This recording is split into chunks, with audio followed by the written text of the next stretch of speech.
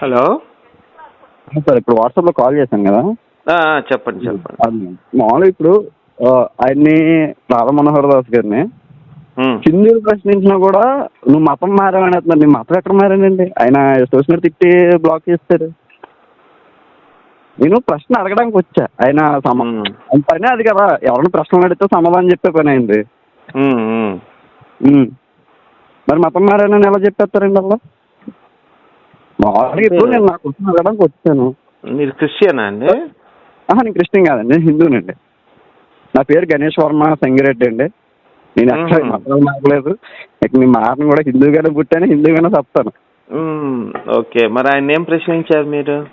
నేనేం ప్రశ్నించలేదండి. దేనికండి ఈ మతాల విద్వాంసం మొత్తం ఆయన చెప్పి అడిగాను. పెద్ద ఆయన మీరు అడిగారు? ఆయన ఎలా చేస్తే మన భవిష్యత్తుకి నేర్పిస్తామని నేను చెప్పి అడిగా. ఇప్పుడు ఎవరన్నా ఏం చేసినా ఆ నాలుగు మెతుకులు మన కడుపులోకి వెళ్ళేవరకే ఎవరన్నా పోరాడు. ఆ క్రిస్టియన్ అయినా హిందూ అయినా ఎవరన్నా సార్ కదండి.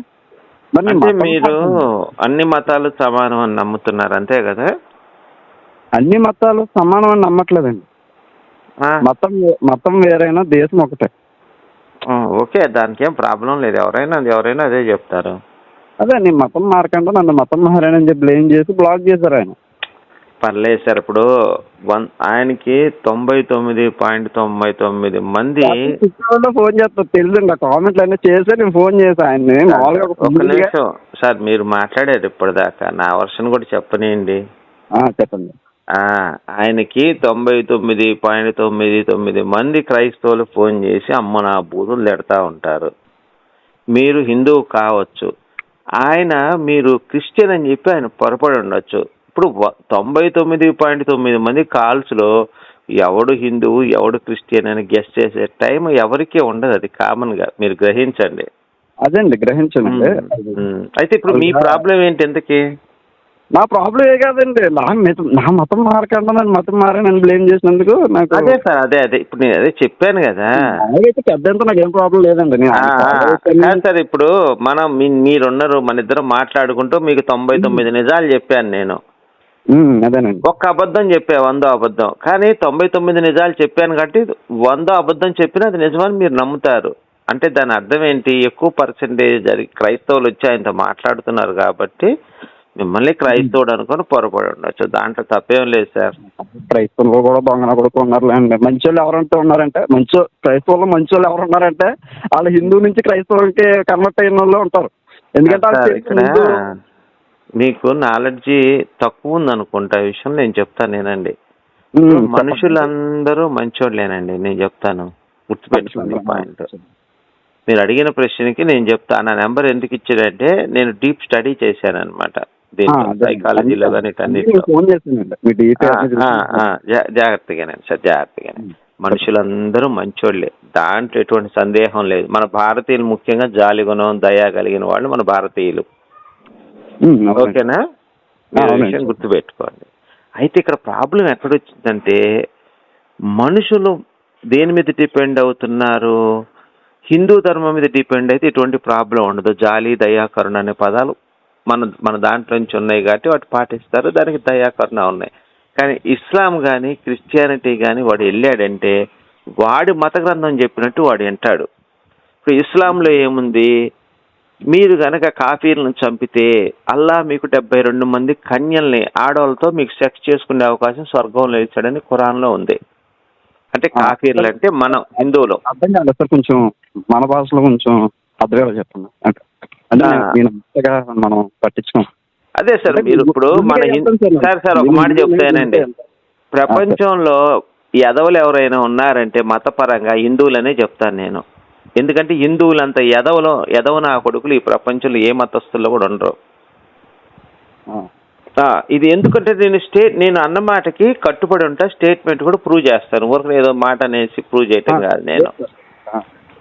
ఈ మాట ఎదవలు అనే మాట ఎందుకన్నానంటే ప్రతి ముస్లింకి వాడి మతం మీద ఉన్న అభిమానం ఇంకా దేశం మీద కూడా ఉండదు. వాడికి ఒక తొరకోడిని తీసుకోండి, అరే నీకు దేశం ముఖ్యమా నీకు మతం ముఖ్యమా అంటే నాకు మతమే ముఖ్యం అంటాడు వాడు. ముక్కు అంటానండి. అవునండి, నేను నా ఫ్రెండ్స్ కూడా అడిగితే సార్ ఏనండి సార్, నన్ను కంప్లీట్ చెప్పనివ్వండి, మీ వర్షన్ తర్వాత చెప్తారు కానీ. చెప్పండి.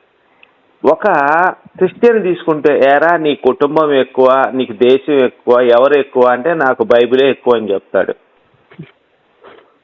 గుర్తుపెట్టుకోండి ఈ 2 పాయింట్లు. అంటే ఇక్కడ వాడిని ఉన్మాదిగా తయారు చేస్తుంది ఆ మతం అండి, మత గ్రంథం. కానీ మత గ్రంథం. కానీ హిందూ సన్నాసులు మాత్రం అందరు దేవుళ్ళు సమానం, అందరు మనుషులు సమానం, వాడికి వస్తే రక్తం వస్తుంది, ఈయనకి వస్తే రక్తం వస్తుంది అని ఈ సొల్లు కబుర్లు చెప్పేవాళ్ళు అంటే నాకు గుర్తులో కాలేదండి. అంతే కదండి మరి. ఇప్పుడు వాడేమన్నా ఆవును ఇప్పుడు అన్ని మతాలు సమానం ఎలా అంటారండి మీరు? ఆవును కోసుకొని తినేవాడు, ఆవును పూజించేవాడు, ఇద్దరు ఒకటేనా అండి మీ దృష్టిలో? కాదండి, అమ్మ వేరు చెల్లి వేరు కదా. మరి అది అంటే ఆవును కోసుకొని తింటూ వాడేమన్నా నా మత గ్రంథం చెప్పింది నేను కోసుకొని తిన్నాను, మరి నీ హిందూ మత గ్రంథం చెప్పి నువ్వు పూజిస్తున్నావు అని చెప్పి 2 మతాలు సమానంగా తల్లిని రేప్ చేసేవాడు, తల్లిని పూజించేవాడు ఇద్దరు ఒకటి ఎట్లా అవుతారండి? కారండి. అందుకని రాధా మనోహర్ గారికి ఎందుకయ్యా కోపం అంటే, కేవలం ఇలా జనాల్ని చెప్పి హిందువుల్ని మాత్రం సన్నాసులుగా తయారు చేస్తున్నాయి ఈ ప్రభుత్వాలు, అందుకని ఆయన పగబట్టాడు. నేను మామూలుగా అంటే నేను ఇలాగే స్టడీస్ చేసి యూట్యూబ్లో పెడతాను. అంటే నాది అంత పెద్ద ఛానల్ కాదు. అంటే ఒక పెద్ద ఒక ముస్లిం ఒక పెద్ద అడిగితే, అమ్మేది మీ హిందువులే కదయ్యా, కోసుకుని తినడానికి మాకేం వచ్చింది? ఏంటది? ఆవుల్ని అమ్మేది మీ హిందువులే కదా, కోసుకొని తినే వాళ్ళకి మాకేం వచ్చింది అని అడుగుతున్నాడు ఆయన. అంటే అమ్మితే కోసుకొని తింటాడు. ఇప్పుడు వాడు పెళ్ళాన్ని ఎవడైనా అమ్ముతాడు, వీడు తెచ్చుకొని వాడుకుంటాడు, వాళ్ళ అమ్మని అమ్ముతాడు, వీడు తెచ్చుకొని వాడుకుంటాడా? తప్పు కదా. నువ్వు అన్ని మతాలు సమానం అన్నప్పుడు మన మనోభావాల్ని గౌరవించి వాడు గౌరవించాలి. వాడు ఎందుకు కోసుకొని తినకపోతే బతకలేడా? అమ్మటం దేనికి అమ్ముతున్నాడు? అవతలవాడు కోసుకుంటానంటే అమ్ముతున్నాడా? కాదు కదా. పెంచుకోవడానికి నువ్వు ఏమన్నా నీకు కావాల్సి వస్తే, ఇప్పుడు నేను పెట్టాను 10 ఆవులు పెట్టాను ఇక్కడ, అయ్యా నాకు కొంచెం భారంగా ఉంది, ఎవరైనా కావాలంటే నేను అమ్ముతాను, ఈ పాలు ఇస్తే అని చెప్పి మనం అమ్ముతాము. నేను కోసుకోవడానికే కొంటాను అని పబ్లిక్గా స్టేట్మెంట్ ఇవ్వండి, ఎవడమ్ముతాడో చూస్తాను. అప్పుడు నేను ఆవును కోసుకొని తినాలి, నాకు ఆవును అమ్మండి అని వాడు బోర్డు పెట్టమనండి, ఎవరైనా అమ్ముతారా? మీరు అమ్ముతారా? లేదు సార్, నాకు 4 ఆవులు ఉన్నాయి, నేను ఎందుకు అమ్ముతాను? ముస్లిం వాడు వచ్చి నేను కోసుకొని తింటానయ్యా అంటే అమ్ముతారా మీరు? ఇప్పుడు నేను వస్తాను, అయ్యా నేను పెంచుకుంటాను, నాకు ఇంట్రెస్ట్ ఉంది, మీరు 5,000 అన్నారు కదా, ఆవుకు నేను 10,000 ఇస్తానంటే ఇస్తారు ఎవరైనా, కొంతమంది సహజంగా డబ్బు కాచిపోయి పెంచుకుంటాడు కదా సార్, బతికే ఉంటుంది బతికే అనుకుంటారు. నువ్వు కోసుకొని ఇస్తానా 10,000కి 20,000 ఇస్తాను ఎవడెవడు హిందూ అనేవాడు నాకు తెలిసి. అవును సార్, ఎవరు సార్? వాడు చెప్పిన స్టేట్మెంట్ తప్పది. తల్లిలా పూజించున్నాం సార్ మనం. వాడు ఇచ్చిన స్టేట్మెంట్ తప్పండి. ఆ తురకోడు ఇచ్చిన సార్ నేను చెప్తున్నా, ఈ తురకలని చేయకూడదు అసలు నమ్మకండి సార్ మీరు. ఆడు ఇండియాలో ఉంటూ పాకిస్తాన్ జిందాబాద్ అంటాడు సార్. ఆడు అంటారు సార్, అది పాత బస్సు మొత్తం అంతే కదా సార్. నేను వెళ్ళి స్టడీ చేసి వచ్చినాయి, పాత బస్సు మొత్తం అంతే కదా. మీకు విషయం ఖురాన్లో ఏముంటుందో తెలుసా? కాఫీర్లను చంపిన, కాఫీర్లు అంటే మనం, కాఫీర్ని గాయపరిచిన, అల్లా నమ్మని చంపినా సరే, ఇప్పుడు ఒక ముస్లిం వచ్చి 10 మంది హిందువులను చంపితే వీడికి అల్లాగడ ఏం చేస్తాడంటే స్వర్గంలో 72 మంది కన్యలు ఇస్తాడు సెక్స్ చేసుకోవడానికి. ఖురాన్లో రాసింది అది. ఆ సంగతి మీకు తెలుసా? లేదు సార్, నేను మన మత గ్రంథం, మన గీత, మనవి చదవడే తప్ప ఒక్క గ్రంథాలు నేను చదవాలి, అసలు ముట్టుకొని కూడా నేను యాక్చువల్లీ.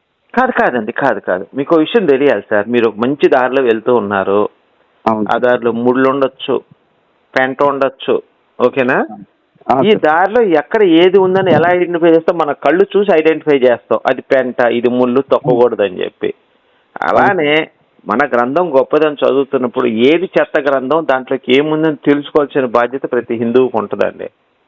ఇప్పుడు ఆవును కోసుకొని, ఇప్పుడు నేను ఇంతకు ముందే చెప్పాను, 72 మంది కన్యలు రెడీగా ఉంటారు స్వర్గంలో, అల్లా ఇస్తాడు. ఒక ముస్లిం కనుక ఒక హిందువుని చంపితే, కాఫీర్ అంటే ముస్లిం కానివాడు, ఆడు క్రిస్టియన్ అయినా చెవుడైనా అవ్వచ్చు, చంపితే స్వర్గంలో 72 మంది కన్యలను ఇస్తాడు అల్లా అని తెలుసా ఈ సంగతి మీకు ఇంత మటుకు? లేదు సార్, మీరు చెప్పాక తెలుసుకున్నాను.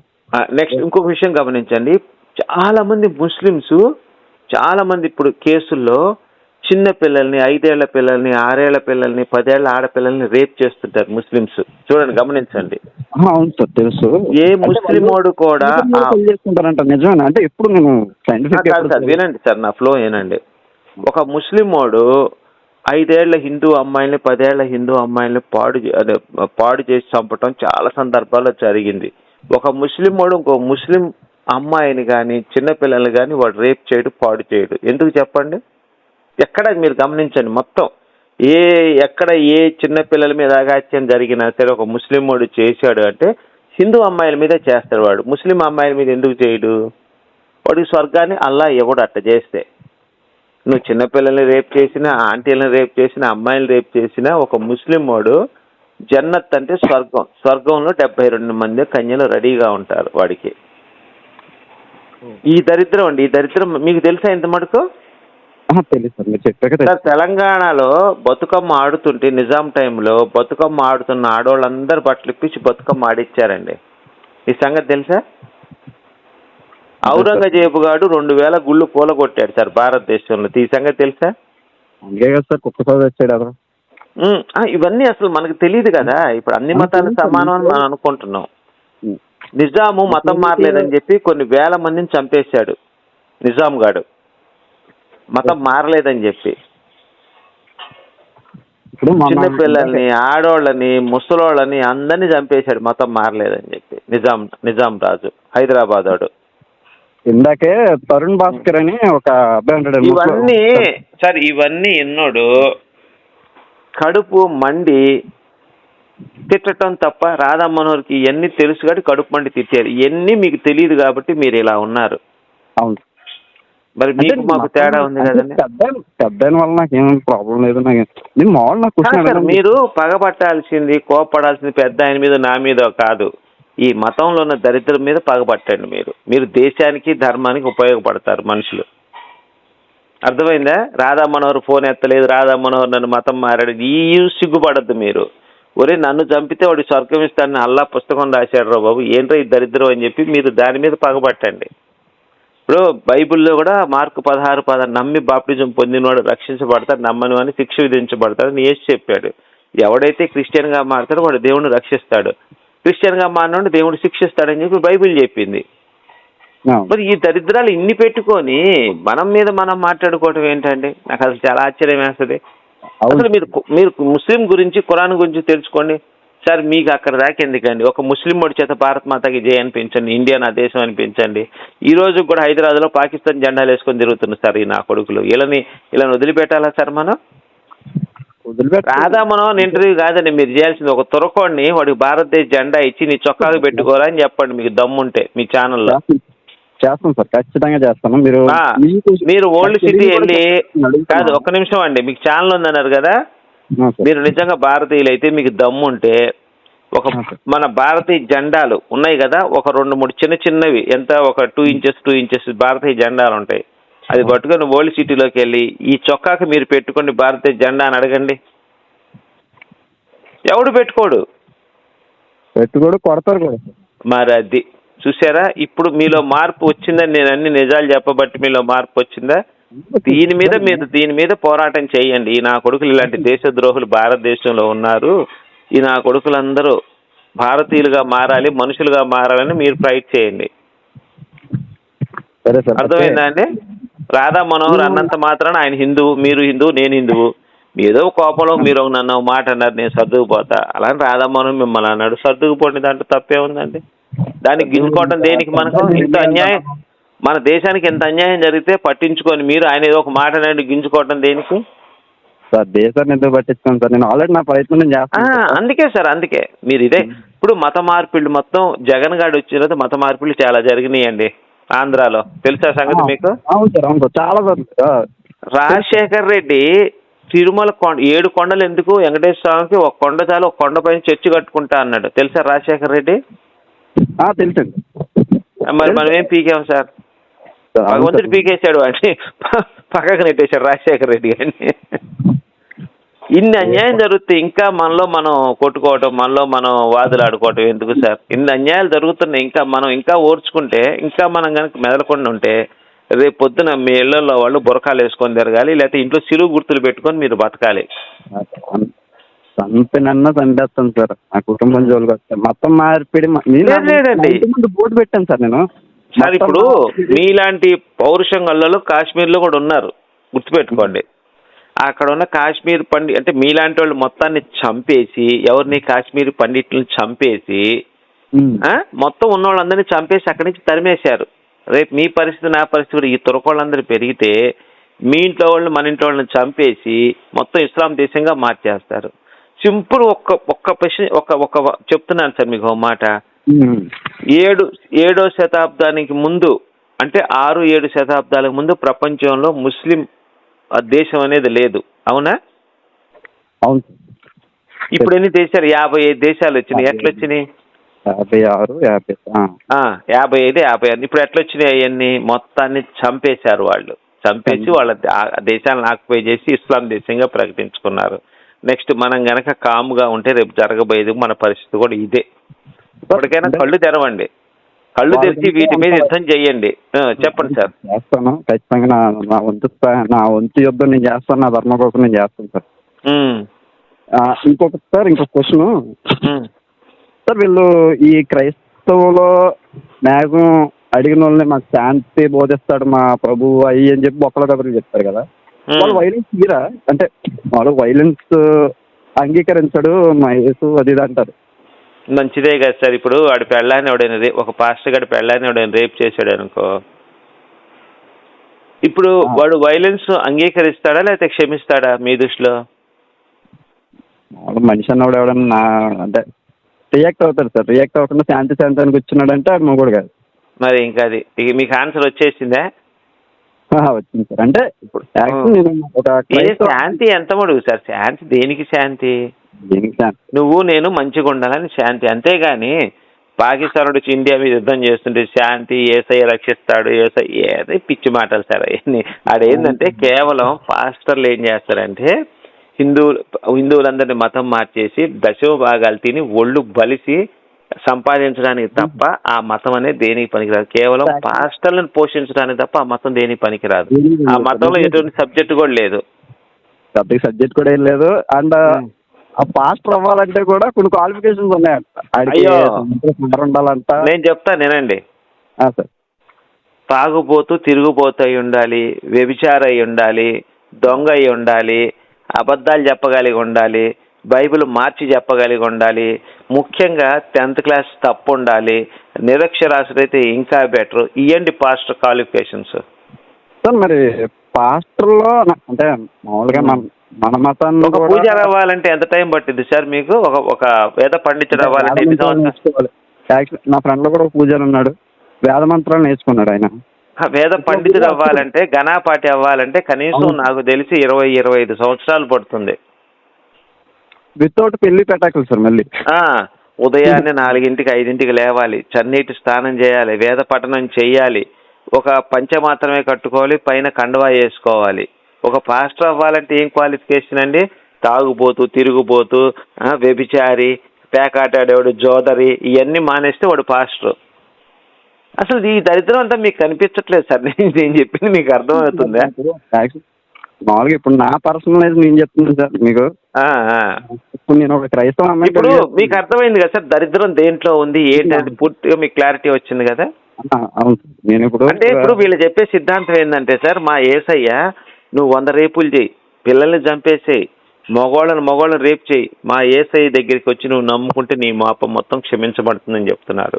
ఈ పాయింట్కి అసలు మీరు ఒప్పుకుంటారా? చిన్న పిల్లలు 5 ఏళ్ల పిల్లని ఒక రేప్ చేసి చంపుతాడండి, వాడి పాపాన్ని యేసయ్య క్షమించంటే వాడి పరలోకం తీసుకెళ్తాడంట. తీసుకెళ్ళమంటే అది ఈ 5 ఏళ్ల పిల్లకి జరిగే న్యాయం ఏంటి? ఏమీ లేదు. ఆడు యేసుగాడిని నమ్ముకుంటే మనం పరలోకం వెళ్ళి. సరే, ఇంత దరిద్రం మీకు అర్థమైంది అసలు ఈ బైబుల్లో ఖురాన్ ఎంత దరిద్రం ఉందో? మీరు నలుగురికి చెప్పండి, అరే బైబుల్ ఖురాన్ దరిద్రం, గొప్పది హిందూ ధర్మం మాత్రమే ఈ ప్రపంచంలో కలరా. తల్లి, తండ్రి, గురువు, దైవం. దేవుడు లాస్ట్, మనకి తల్లి మొదటిగా ఉన్నది, మొదటి స్థానం. రెండోది తండ్రి, మూడోది గురువు, లాస్ట్ దేవుడు మనకి. వాళ్ళకి అట్లా కాదండి. ఫస్ట్ తల్లి, తల్లి కంటే ముందర దేవుడు, పెళ్ళం కంటే దేవుడు, పిల్లల కంటే దేవుడు ముందు, ఈ భారతదేశం కంటే దేవుడు ముందు వాళ్ళకి. మీరు ఎవరైనా ఒక క్రిస్టియన్ గారు ముస్లిం అరే నీ ఖురాను బైబిల్ కంటే భారతదేశం ముఖ్యం, మత గ్రంథాలు ముఖ్యం అంటే నాకు మత గ్రంథాలే ముఖ్యం అంటాడండి. మనమైతే ఏమంటాం భారతదేశం ముఖ్యం అంటాం, మీ అమ్మ ముఖ్యం అంటే నాకు భారతదేశం ముఖ్యం, తర్వాతే నా తల్లి అంటాం. అవునా? అవును సార్. మరి అది ఇదంతా తెలుసు కాబట్టి రాధామనోహర్ నాకు కడుపు మండి ఏదైనా కొంచెం ఆయనకి వ్యతిరేకంగా మాట్లాడి మీరు గొర్రె అనుకోని ఆయన అంటాడండి. అర్థం నేనైనా అంతే అంటాను. మీరు మాట్లాడలేదు సార్ మీతో. పర్లేదు పర్లేదు. నాకు యూట్యూబ్ ఛానల్ ఉందండి, లింక్ కూడా పెట్టానండి. అంటే నేను ఇంటర్వ్యూ చేస్తూ ఉంటాను. రోజుకి 500-600 లింకులు వస్తాయి ఆయనకి. మీరు ఆయన మీద దాడి చేసేవాళ్ళు దాదాపు రోజుకు 100-200 మంది ఉంటారు. దాడి చేయడం అంటే వాట్సాప్ లో బయట దాడి చేస్తే పక్కన ఉన్న హిందూ సోదరులు ఆ ధైర్యం చేయరు. కానీ నేను చెప్తుంది వాట్సాప్ లో కానీ ఫోన్ కాల్స్ లో కానీ అది దాడి అంటే. ఎవరో వీళ్ళు పాస్టర్లో చేస్తారండి, వాళ్ళ కదా పని పెట్టలేదు సార్. వాళ్ళ బిజినెస్ పోయింది కదండి. మళ్ళీ బిజినెస్ మరి రసం భాగాలు పోతే మరి ఎలా అండి సార్? ఇప్పుడు పెద్ద పెద్ద ఫార్చునర్లు తీసేది. ఇప్పుడు కలవర సతీష్ గారు ఉన్నాడు సార్, 1000 కోట్లు సంపాదించాడు. అదేనండి కాకినాడలో మెయిన్ చర్చ్ ఉందండి ఆయనకి. ఉన్నాయి సార్. ఇప్పుడు 1000 కోట్లు సంపాదించాడు. ఈ ముస్లిమ్స్ అన్నిటికీ ఏమైనా డబ్బులు ఏమైనా పరాయి దేశాల నుంచి ఈ తీవ్రవాదులు మొత్తానికి డబ్బులు వస్తుంటాయి.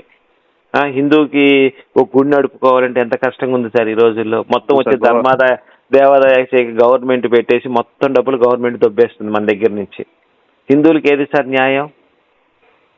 దేవాదాయ ధర్మాదాయ శాఖ అని పెట్టేసి వచ్చిన ఫండ్లు మొత్తం గవర్నమెంట్ తీసేసుకొని పాస్టర్లకి ముల్లాలకి జీతాలు ఇస్తుంది, రోడ్లే ఇస్తుంది.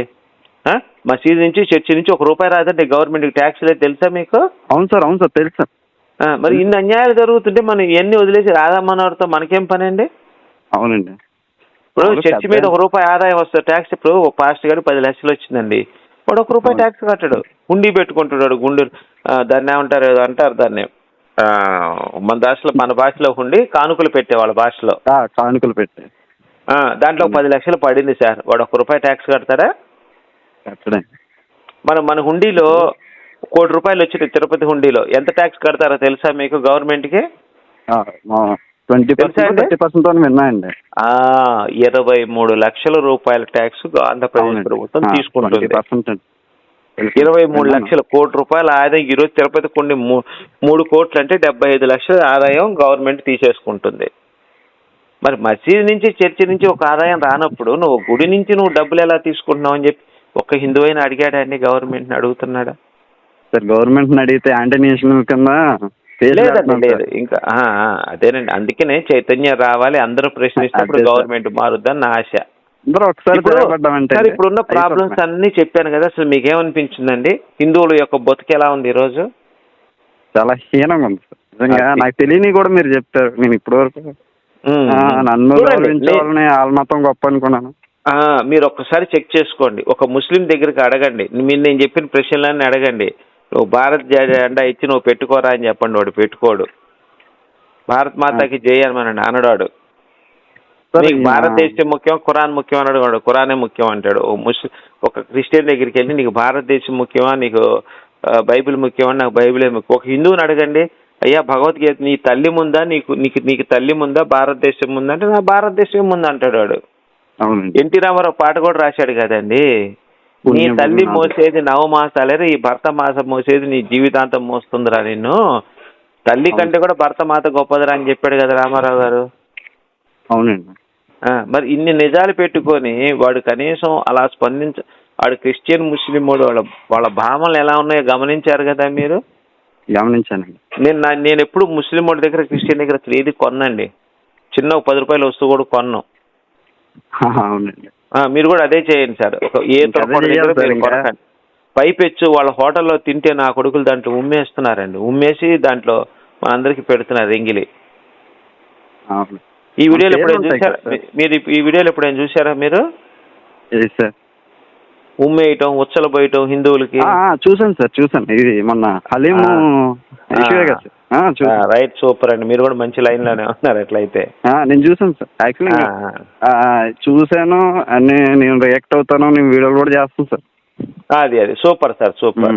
మీరు అన్ని నిజాలు గ్రహించారు కదా. మీకు ఎప్పుడు ఏ డౌట్ వచ్చినా సరే బైబిల్ గురించి కానీ ఖురాన్ గురించి కానీ ఈ రెండింటి గురించి క్షుణ్ణంగా చదివి ఉన్నాను నేను.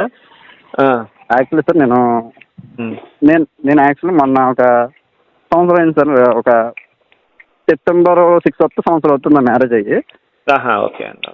నేను ఒక క్రైస్తవ అమ్మాయిని పెళ్లి చేసుకున్నాను. పర్లేదు సార్. ఇప్పుడు నా అభిప్రాయం ఏంటంటే ఎవరిని ఎవరు పెళ్లి చేసుకున్నా మీ భార్య గారికి చెప్పాల్సింది ఏంటంటే అమ్మ అంటే నేను అంటున్నా మీ భార్య గారిని అమ్మ అని. మీరేం చెప్పాలంటే మనకి మతాల కంటే కూడా మన రిలేషన్ ఇంపార్టెంట్ అని చెప్పాలి. అది చెప్తే పెళ్లి చేసుకోవాలండి. వాళ్ళ భావన ఎట్లా ఉంటదంటే నా మొగుడు కన్నా నా పిల్లల కన్నా ఏసే ఎక్కువ, ఏసే నా దేవుడు అనే భావన వాళ్ళల్లో ఉంటది. అది మోస్ట్ డేంజరస్. అది యాక్చువల్లీ అలాగే ఉండేది ఆ పిల్ల. మరి అది నేను చెప్తున్నది నిజాలు అనిపించింది కదా మీకు? అవును సార్. ఒక 3 నెలల్లో నేను ఒకటే ఛాలెంజ్ చేశాను, పిల్ల నువ్వు ఈ భగవద్గీత నువ్వు కంప్లీట్ చేశాక అప్పుడు యేసు మంచోడని చెప్తున్నాను. తర్వాత పిల్ల క్రిస్టియన్ మానేసి మన భగవద్గీత రోజుకి 2 పద్యాలు అంటే సూపర్ సార్. అది భగవద్గీత కానీ సార్ బైబిల్లో ఏముంది సార్? సళ్ళు పిసికించుకోవడం, నోట్లో మడ్డ పెట్టి చీకటం, ఇలాంటి పదాలు ఉన్నాయి తెలుసా మీకు? అదే సార్ నేను చూస్తాను సార్. రాధా మనోహర్ గారు మొత్తం అన్ని పెడతా ఉంటారు కదా సార్. రాధా మనోహర్ గారు కాదండి, మీరు గోపి సనాతన సేన యూట్యూబ్ ఛానల్ చూడాలి మీరు. Okay sir. మీ ఛానల్ కదా సార్, నేను చూస్తాను సార్. వాళ్ళు ఇప్పుడు నాదేనండి ఆ ఛానల్, గోపి సనాతన సేన ఛానల్ నాదే. Okay sir. బైబిల్ గురించి ఖురాన్ గురించి అన్ని విపులంగా చెప్పా. బైబిల్లో ఉన్న బూతులు ఈ ప్రపంచంలో ఏ మత గ్రంథంలో కూడా ఉండవు. బాగా మూడు వచ్చినప్పుడు సళ్ళు పిసికించుకుంది అనే పదం ఉంటుంది సార్ బైబిల్లో. అది ఎవరైనా చదవగలరా అసలు? ఇప్పుడు పోస్ట్ చదివాను సార్. అంటే నిన్న చిన్న గుళ్ళో ఏదో అర్చకుడు రేపు చేసేది అది అని చెప్పి ఒక పోస్ట్ వైరల్ అవుతుంది.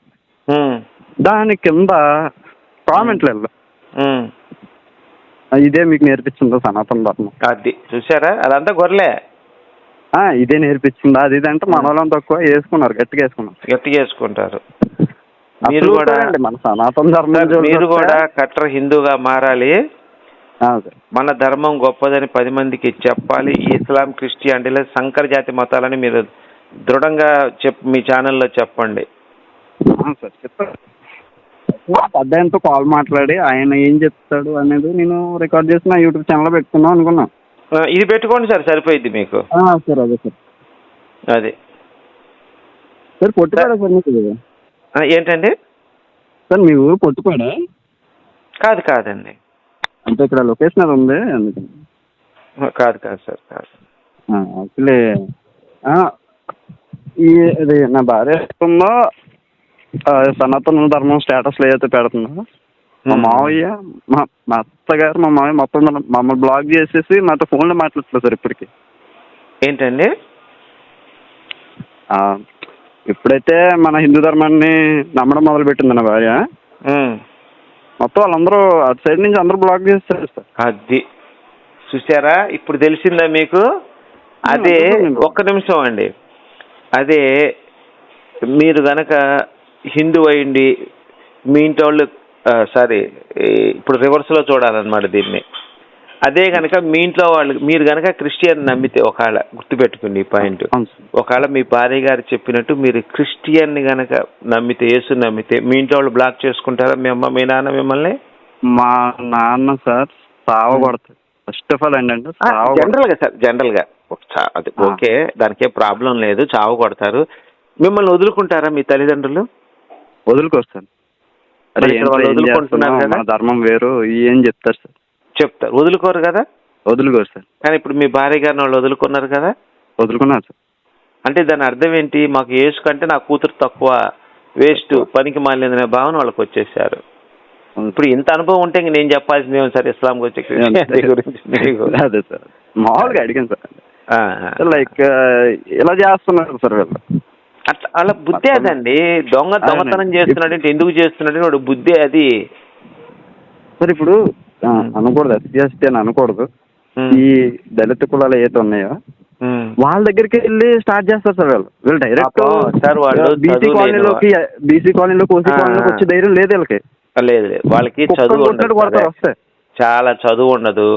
వాళ్ళు ఏంటంటే ఏదో ఒకటి మతం మారేసి వాళ్ళకి రేషన్ బియ్యం ఇవ్వటం అట్లా కొంతమంది అట్రాక్ట్ అయ్యి వెళ్ళిన వాళ్ళు కూడా చాలా మంది ఉన్నారు. చాలా మంది ఉన్నారు సార్. బియ్యానికో లేకపోతే ఏదో ఆశ పెట్టో మా ఆరోగ్యం బాగుపడుతానో అట్లా చాలా మంది ఉన్నారు. సరే సార్, నాకు కొంచెం పని ఉంది, మళ్ళీ మాట్లాడదాంలే సార్. అట్లయితే వీళ్ళకి డాక్టర్లతో పని లేదు సార్. పని లేదండి. అవును, వాళ్ళే డాక్టర్లు. వాళ్ళే ప్రార్థన చేస్తారు, సమస్తమో సాధ్యం. క్యాన్సర్, ఎయిడ్స్ అన్ని తగ్గుతాయి. వాడొచ్చి ఆ పవిత్రమైన నూనె చల్లేస్తే అయిపోయింది. ఆ పవిత్రమైన నూనె అంటే సార్, ఆ నూనె డబ్బా కూడా 10 రూపాయలు. పవిత్రమైన నూనె అంటే కొబ్బరి నూనెలో ఏముంటది? అలా అయితే ఇంక అందరూ ఇంక కొబ్బరి నూనె కొబ్బరి నూనె ఎక్కడి నుంచి వచ్చింది? ఆ కొబ్బరి నూనె ఎక్కడి నుంచి వచ్చింది సార్? మనం గుళ్ళో కొట్టిన కొబ్బరికాయలన్నీ తీసుకెళ్ళి గానుగులో వేసి ఆ నూనె తీసిన ఆ నూనె అమ్ముతున్నారు ఇప్పుడు మార్కెట్. ఆ నూనె అమ్ముతున్నారు సార్. అసలు మరీ దారుణంగా అయిపోయింది సార్ వీళ్ళు. అదే సరే అండి, రైట్ సార్, మళ్ళీ మాట్లాడదాంలేండి, కొంచెం పని ఉంది. సరే sir, thank you sir. Thank you sir, ఎంత సమయం కేటాయించారు. నిజంగా నాకు తెలియని విషయాలు కూడా చెప్పారు నాకు. Thank you. ఆధారాలతో చెప్తాను సార్ నేను. Okay sir, okay, thank you sir. Okay, జై హింద్ సార్. జై హింద్. జై శ్రీరామ్ సార్. జై శ్రీరామ్.